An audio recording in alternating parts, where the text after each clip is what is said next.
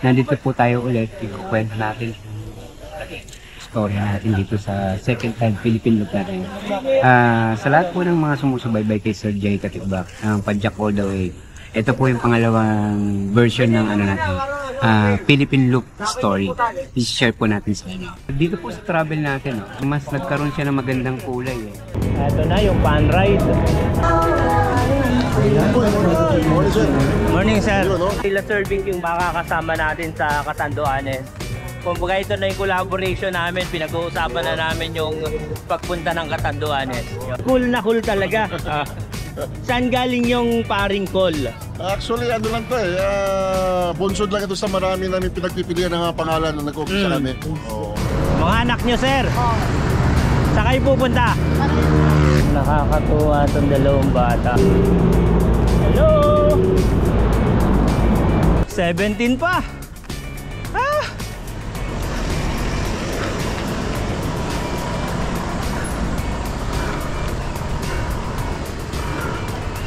%17%? Grabe.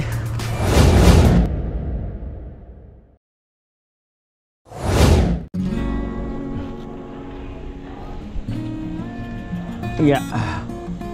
Secure natin, matagal tayong aalis. Guys, ito na yung huling gamit ko kay Marin. Papunta tayo ng Tukwahan para interviewin si Victor Salas. Right, good afternoon.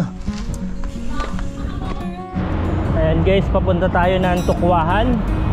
Ito na nga yung pangalawang pagkakataon natin para makausap si Makapanayam, Makadaupang Palad. Ito na yung dreams come true. Gawin nating posible ang imposible with Sir Vic Salas. Ito na yung mga kaganapan dito sa Governor's Drive. May mga hinuhukay sila sa ilalim. Calax. And dito tayo sa Arnaldo Highway. Yung minsan kailangan nasa timing yung paglabas ng bahay. Kagaya nito, pasalamat tayo, makulimlim pero yung singaw ng kalsada talagang dadampi sa yung mga pisngi.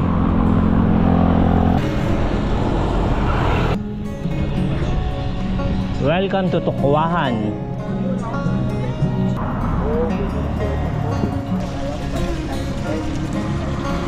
For the second time, nasa Tukwahan ulit tayo with Sir Vic Salas. Ito raw yung pinaka-exciting part. Kung napanood nyo yung last na interview ko sa kanya, 10 times daw ngayon kesa ron sa dati. Kaya ito, kapanapanabik.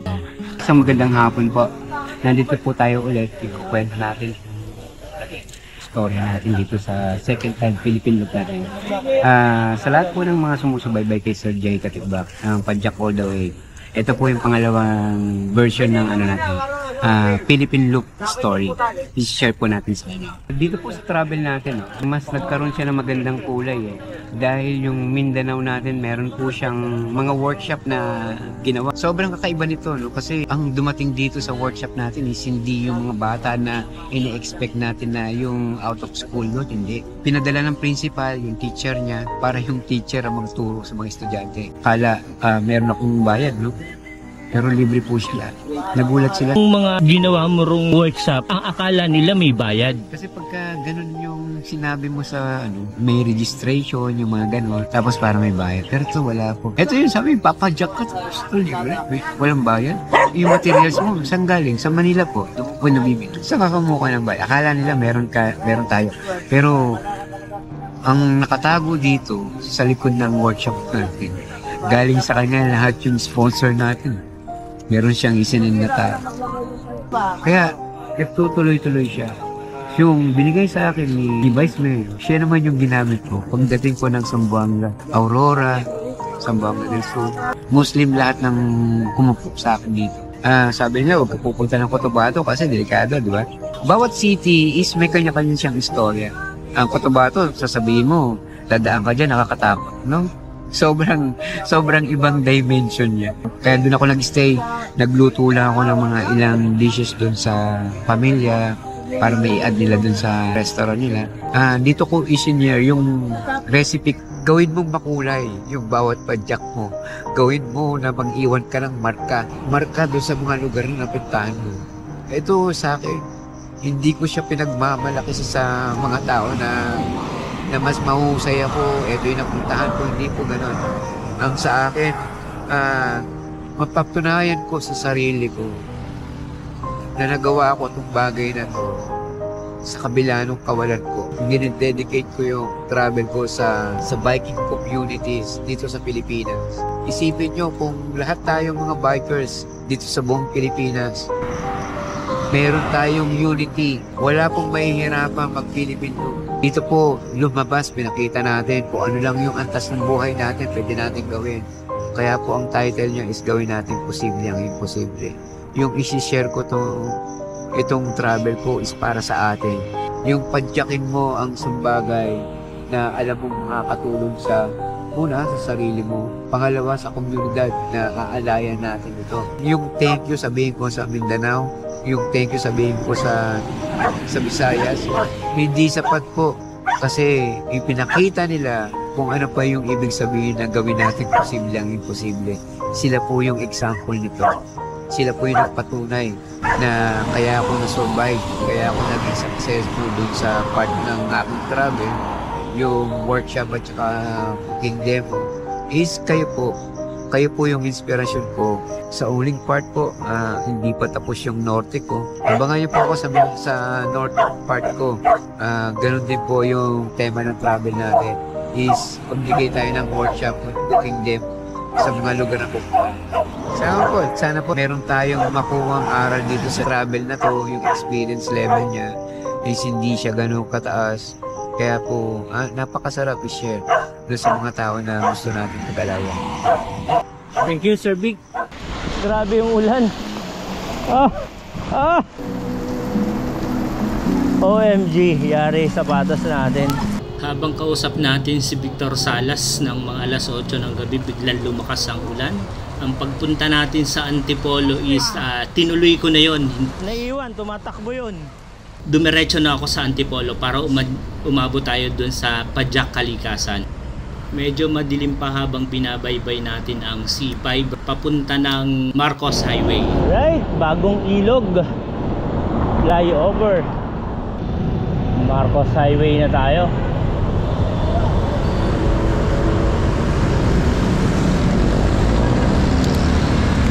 May dalawang bata naka-road bike, oh.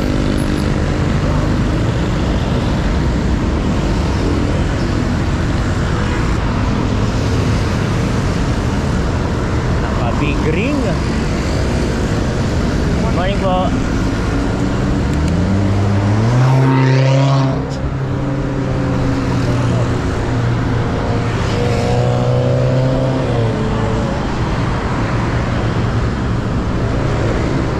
Mga anak nyo, sir?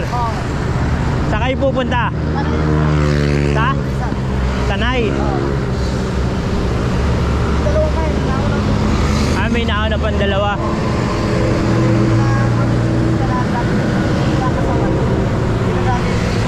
Oo.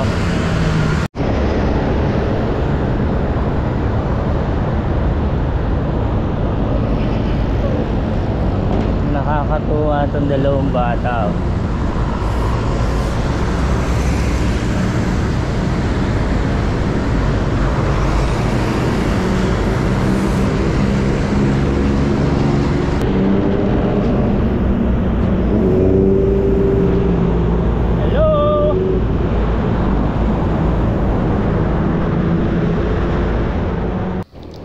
Ito na naman tayo, tumututok sa likod, nakikipaglaro sa daan, o kumbaga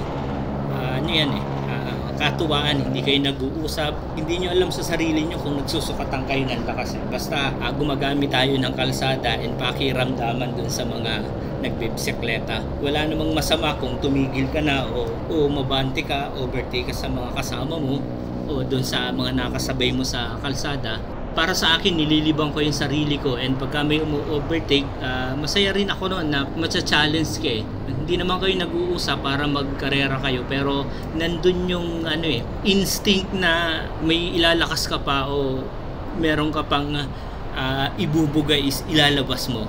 Kumbaga, ang challenge mo lang dyan sa sarili mo, hindi naman dun sa mga kasama mo along the way kasi hindi kayo nag-usap na magkakarera kayo.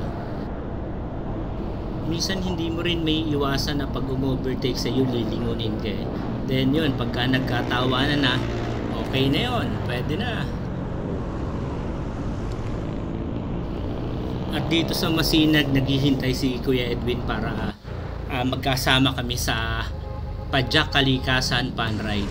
Kaya nang dumating ako dito kay Kuya Edwin, habol ko yung hinga ko sa pagod. Kita mo sila pa? Ito na yung fun ride.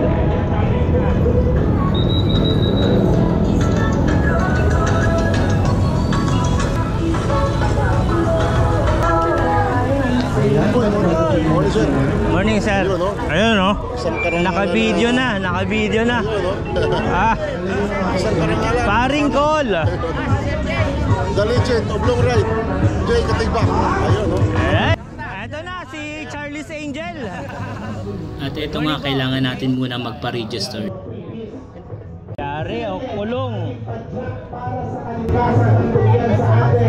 Guys, suot ko na yung previous ng pre-t-shirt ng Padjak Kalikasan ng Antipolo, and nandito tayo ngayon sa SM Center Antipolo, downtown. Yun.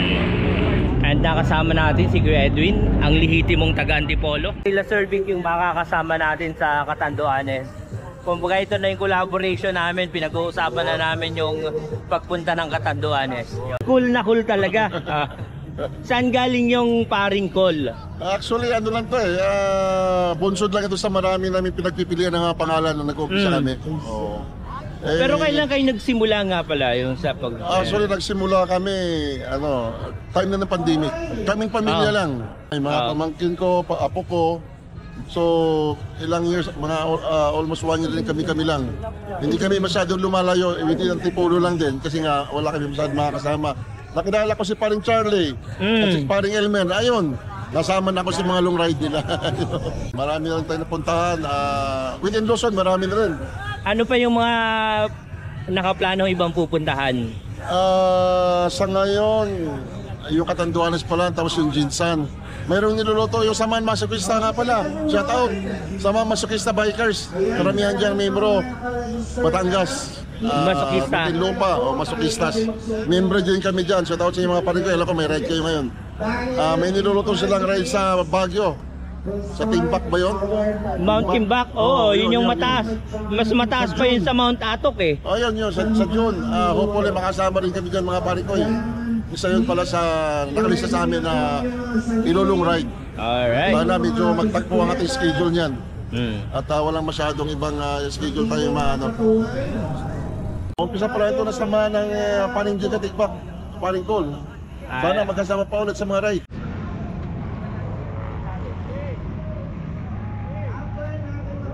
Okay, ready? Tingin sa camera in 3, 2, 1, and go! Maraming salamat po sa inyong lahat. Ating ABC President, Maliga ng Barangay, sa Luzon ng Antipolo, Top Antico Masmas, maraming salamat po. Ride out na!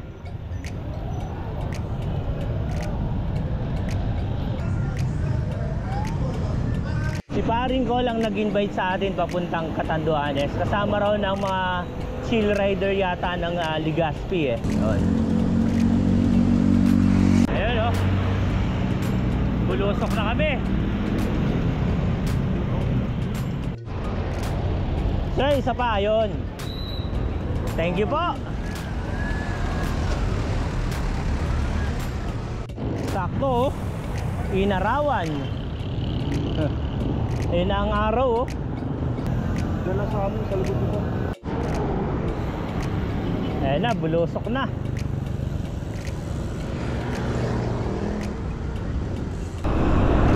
Ganda na ng kalsada rito oh.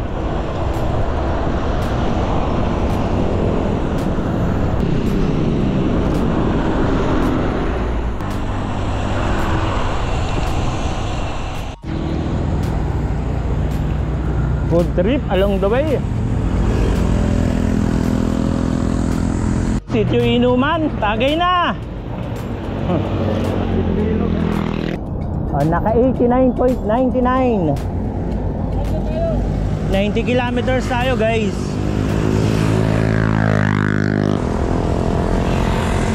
Tara. Thank you, sir. Eto na.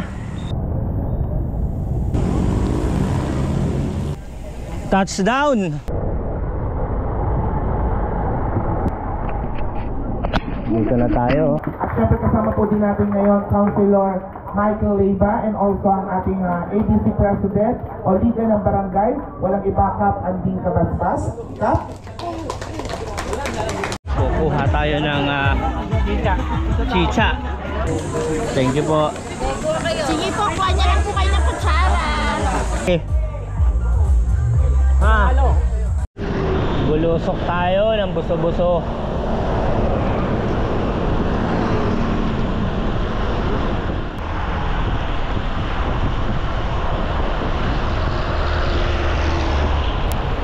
Pagkatapos ng program sa naganap na fun ride, eto bumulusok na kami at niyaya nila ako papuntang Antipolo.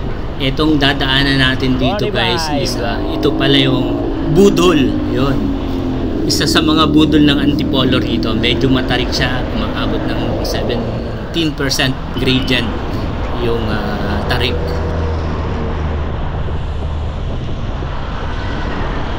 Bilis Hindi ko lang alam kung anong tawag doon sa daan na yun, pero yung pangalawang matarik na ahon is Antipolo Hills. Marami raw nagbubuwis ng buhay doon, yung mga nawawala ng preno sa sobrang tarik. Maraming nadadamay, and doon tayo aakyat. Budol to.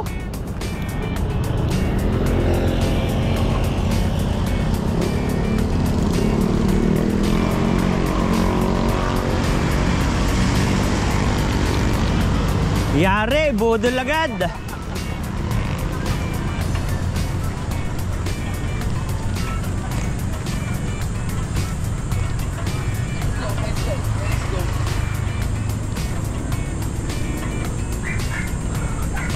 Bakit 3% lang ang kunat? Biglang nag-7. Yan na. Pinatag na naman. Grabe, nag-12.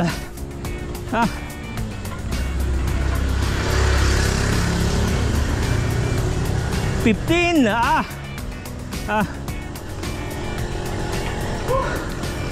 Grabe si Charlie, oh. 17 pa.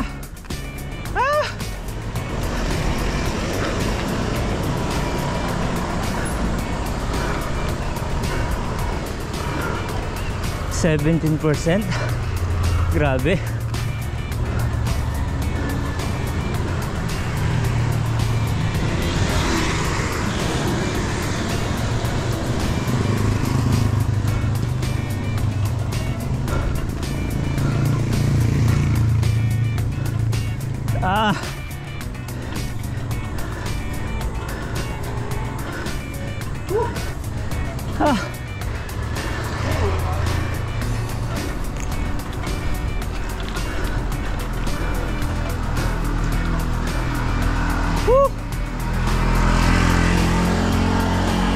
Ay.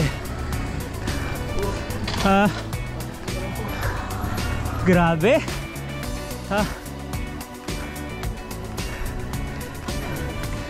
16. 17 yung pinaka. Ay.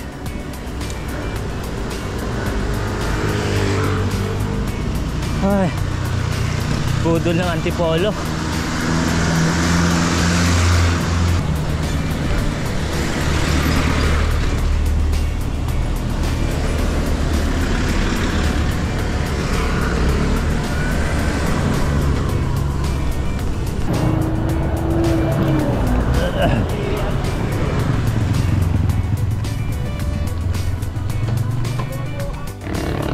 Last climb na raw to. Grabe, oh. Antipolo Hills. Mapapa-orate ka talaga rito. 4% agad.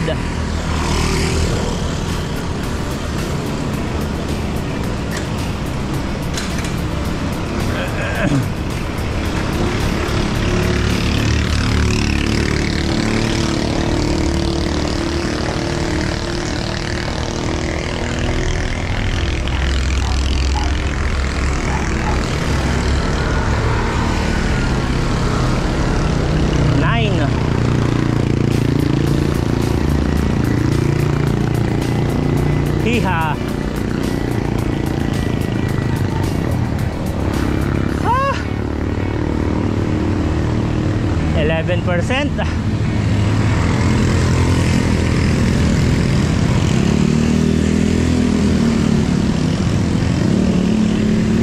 Yari, sagad na.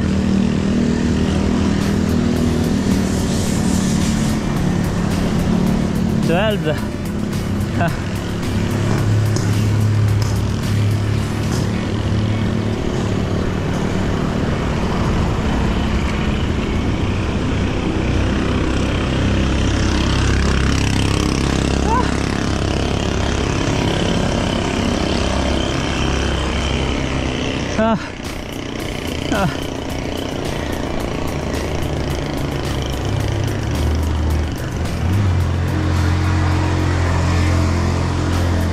Hindi na bago yung 12%, pero ayun, nag-13.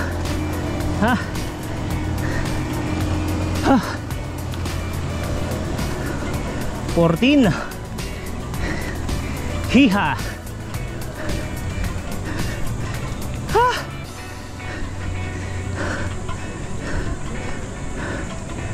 Grabe.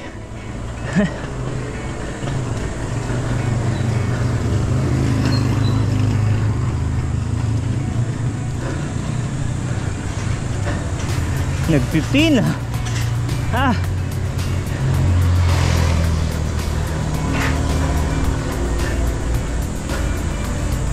Woo-hoo-hoo.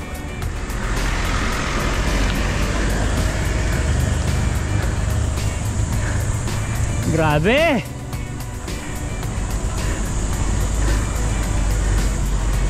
Nag-lock sa 15.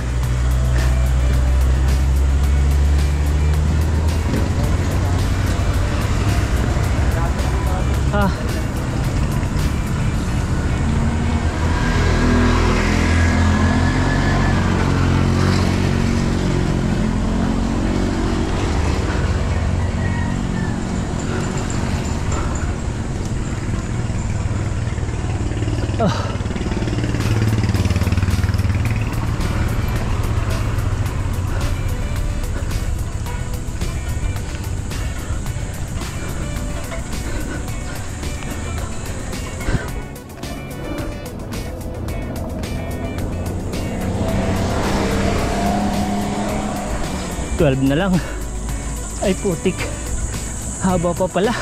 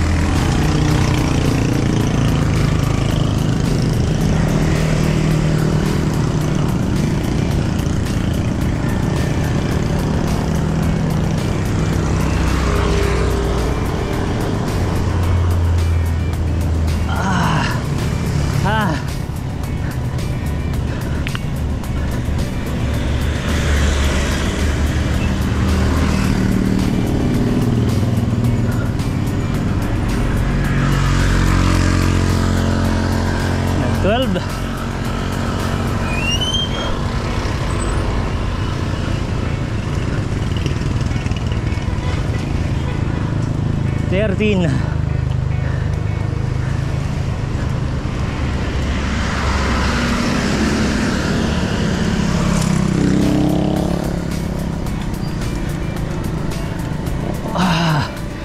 Ah, 15.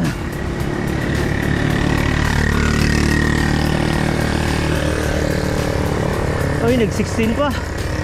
Grabe to.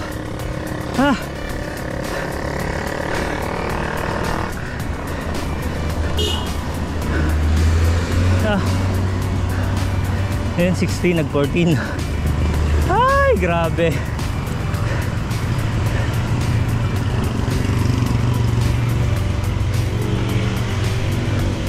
Pag-ahon mo, Golden Heaven. Yari.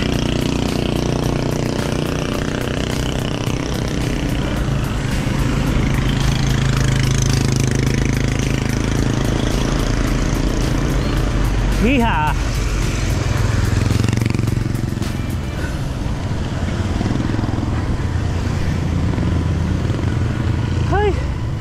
Basa ng pawis, oh.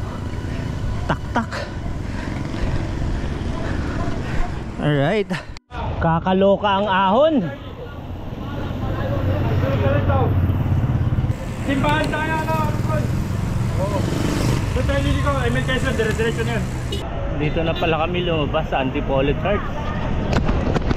Sumulong Park. Ayun, oh, suma ng Antipolo. Salamat, boss. Magkano isang ganyan? 20. Panalo, oh. Solid. Puro, ah. Natural na natural. Ito guys, missing bulusok ng Tikling. Ipo-full video natin ulit ito pababa ng Tikling. And medyo mabigat yung ating karga. Ng suman, yung bag. Yun yung huling lusong natin kay Marine na meron siyang carrier sa kabilang side. Yung port lib na 25 liters na punong-puno ng gamit and may suman pa sa ibabaw. Medyo mabigat siya and dyan ko na-experience yung nung pagkatama ko ron sa guhit-guhit na puti na gutter, naramdaman ko medyo pumalag yung unahan ko. Kumbaga buti na lang matindi yung kapit ko sa manibela and napaglabanan ko yun. Kumbaga medyo may kaba kasi ngayon ko lang na-experience yung ganong palag na lumulusong na iginewang ako ng bisikleta ko sa sobrang bigat na nandun lang sa kabilang side. Yun ang disadvantage pagka kabilang baglang yung ginamit. Uy, putik. Wala nga pumapalag. At yun guys, kinekwento ko lang sa inyo si Marine kasi si Marine yung time na yan, napauwi tayo ng Dasmariñas. Diyan nawala yung buong bisikleta kasama yung bag, lahat, wallet, lahat ng nakikita nyo sa bike. Kasama yan kinuha na nasa halos katabi ko lang kasi nakatulog ako nakaidlip ako ron sa gasoline station dito sa Imos, sa may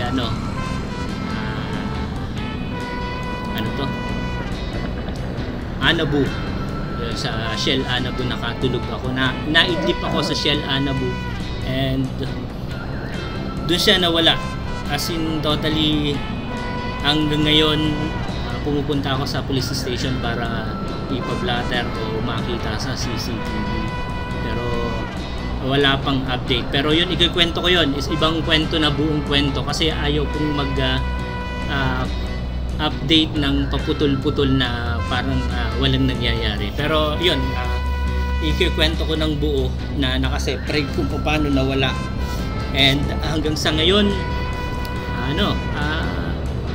ayaw kong mahirap kumbaga gamay na gamay mo yung bisikleta. Pag gumamit ka ng ibang bisikleta, medyo may hahanapin ka ron sa bisikleta mo na may mga katangian yung bisikleta na nasanay ka ron Parang pag gumamit ka ng iba, merong lang naman yun sa simula, sa pakiramdam mo yung adjustment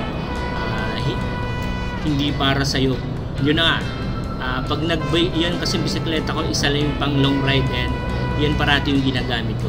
Kaya nga yung sinabi ko kay Ian nung kinuha ko sa kanya yung kapalit niya na pinahiram sa akin is may mga tama sa akin, may mga sumasakit sa akin na parts ng katawan, pero after 2 to 3 days nakapag-adapt na yung katawan natin.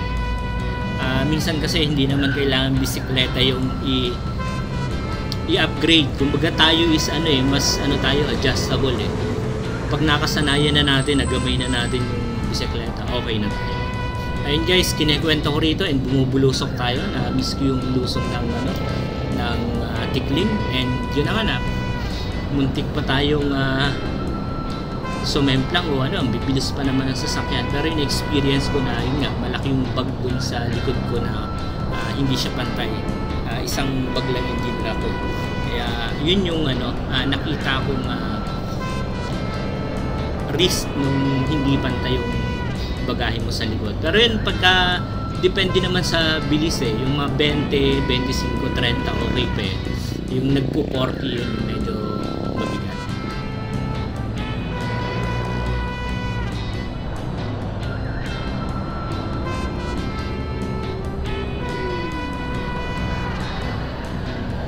And yung huling punta natin sa Malagasang Police Station, sinama nila ko rin sa command center.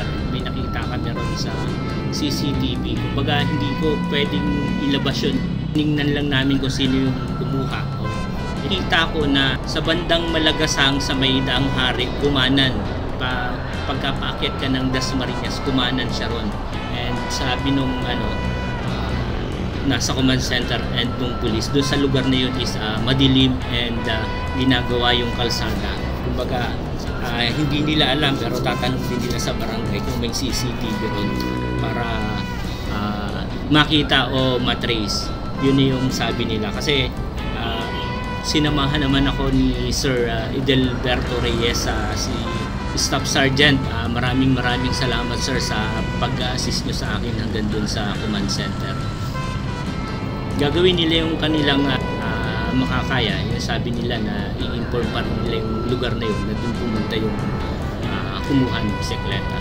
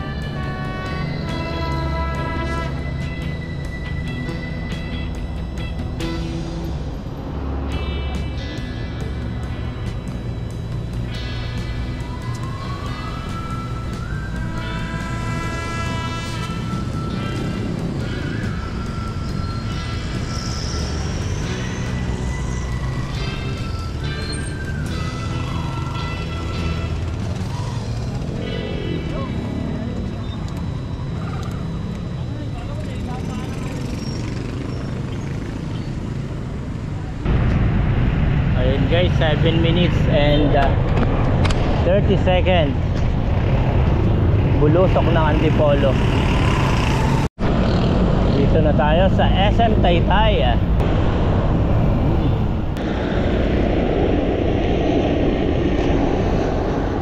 7:27 nandito tayo sa SM Sukat.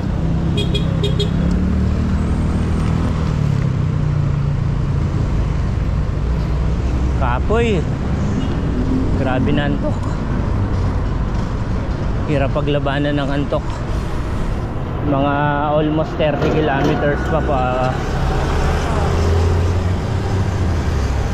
punta ng Langkaan. Dito tayo sa crossing ng Molino Aguinaldo, 7:45 ng gabi. Grabe na antok. 145 kilometers dito tayo sa Imus Arc. Ayan, alas 8 ng grabe na antok. Hirap paglabanan ng antok.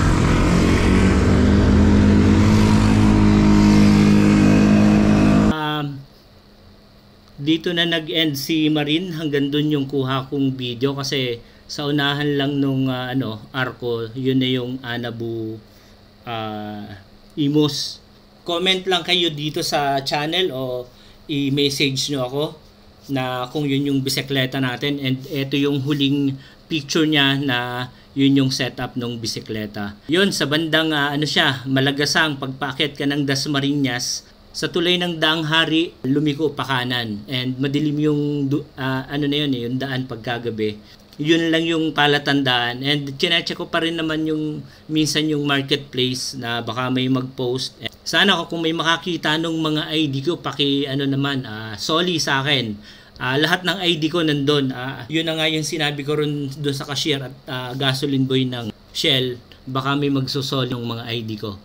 Hoping na makukuha ko pa yung kahit mga ID na lang. Ang pinakang mahalaga sa akin yung mga yung mga ID eh. And yun na nagkataon na talagang dala ko lahat yung wallet, ID, mga charger, kahit yung charger ng GoPro nandun lahat. May isang telepono ron. Kinabukasan ako uuwi eh. Salamat sa makakapagsole o makakapag-inform kung nasaan man yung ID or bisikleta. Ayun guys, thank you for watching. Maraming salamat.